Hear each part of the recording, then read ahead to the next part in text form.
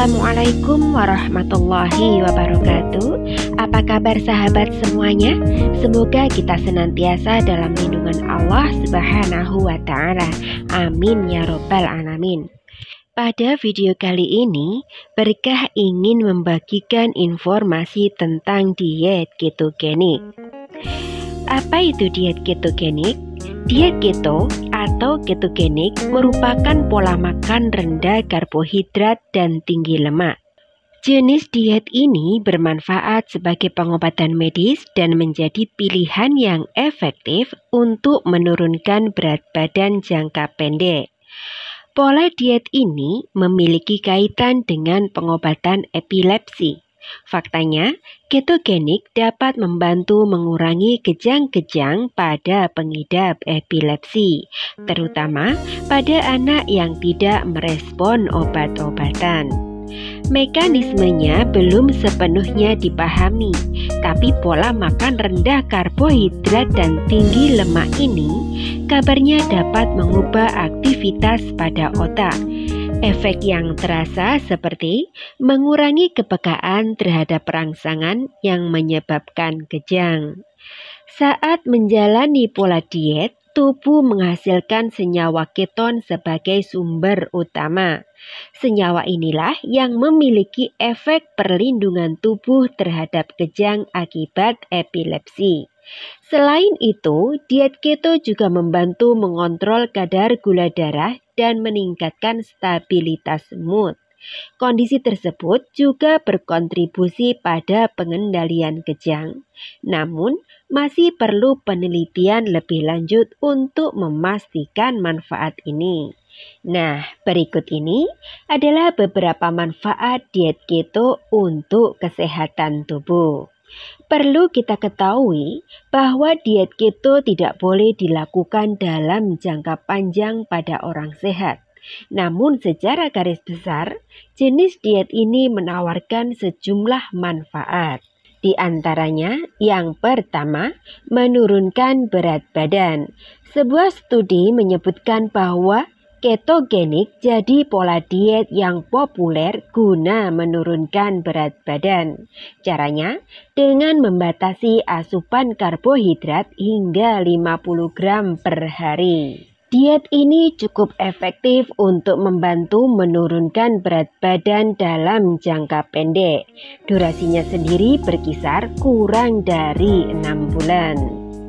Yang kedua, diet keto baik untuk pengidap diabetes dan prediabetes. Penyakit kencing manis muncul dengan gejala berupa perubahan metabolisme, gula darah tinggi, dan gangguan fungsi insulin. Melakukan diet keto dapat membantu mengelola gejala tersebut. Ini karena diet tersebut membantu menghilangkan lemak berlebih yang berkaitan dengan diabetes tipe 2, prediabetes, dan sindrom metabolik. Dalam sebuah studi menemukan bahwa diet keto dapat meningkatkan sensitivitas insulin hingga 75%. Selain itu, studi lain juga melakukan penelitian pada wanita dengan diabetes tipe 2. Studi tersebut menemukan bahwa menjalani diet keto selama kurang lebih 90 hari dapat mengurangi kadar hemoglobin A1C secara signifikan. Hal tersebut merupakan ukuran pengelolaan gula darah jangka panjang. Yang ketiga, menurunkan resiko sakit jantung. Diet keto adalah pola makan dengan meningkatkan asupan lemak sehat. Cara ini mampu menurunkan resiko sakit jantung dengan memperbaiki faktor resiko, misalnya mengurangi tekanan darah, lemak tubuh, dan gula darah. Dalam sebuah penelitian menyebutkan, ketogenik jadi pola diet yang berguna untuk memperbaiki beberapa komponen sindrom metabolik. Sindrom itu membuat pengidapnya mengalami sekelompok masalah kesehatan secara bersamaan, salah satunya sakit jantung. Dengan menurunkan resiko sindrom metabolik, potensi sakit jantung juga bisa berkurang. Yang keempat, Diet keto dapat menurunkan intensitas gejala Parkinson. Parkinson adalah gangguan ketidakseimbangan pada sistem saraf yang mengganggu kemampuan tubuh dalam mengontrol keseimbangan dan gerakan. Salah satu gejalanya adalah gerak tubuh jadi melambat. Dalam sebuah studi menemukan bahwa diet keto bisa membantu memperbaiki gejala penyakit Parkinson. Meski begitu, perlu adanya penelitian lebih lanjut mengenai manfaat tersebut. Selain itu, diet keto juga dapat meningkatkan kesehatan otak. Selain manfaat tersebut di atas, menjalani pola makan ketogenik yang sehat juga bisa memberikan manfaat perlindungan kesehatan tubuh terhadap kondisi berikut. Yang pertama, kanker.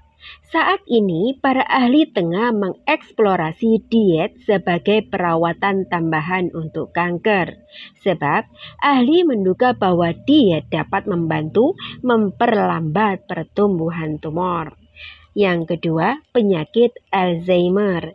Diet keto juga kabarnya dapat membantu mengurangi gejala penyakit Alzheimer dan memperlambat perkembangannya.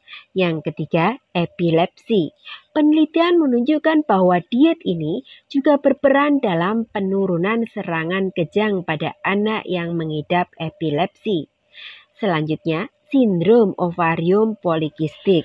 Menjalani pola makan ketogenik dapat membantu mengurangi kadar insulin yang mungkin berperan dalam sindrom ovarium polikistik.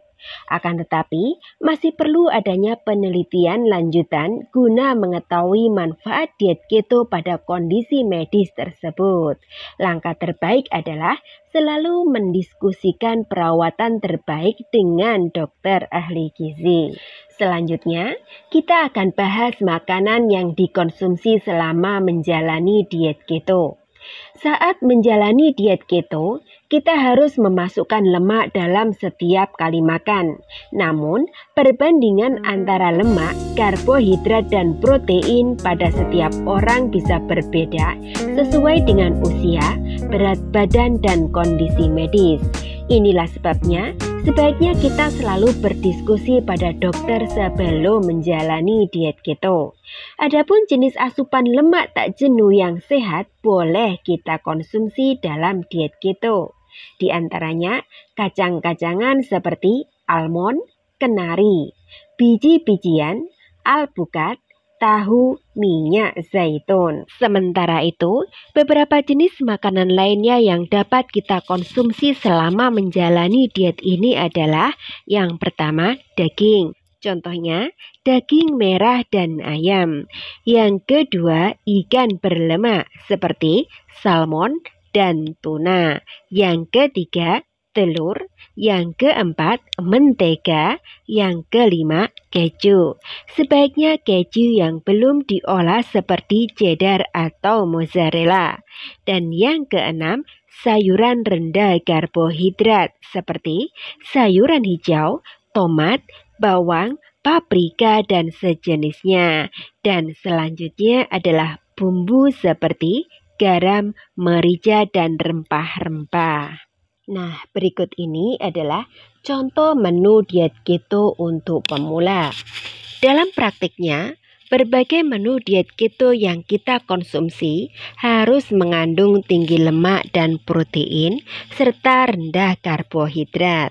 Berikut ini adalah rekomendasi menu yang bisa kita coba selama 1 minggu.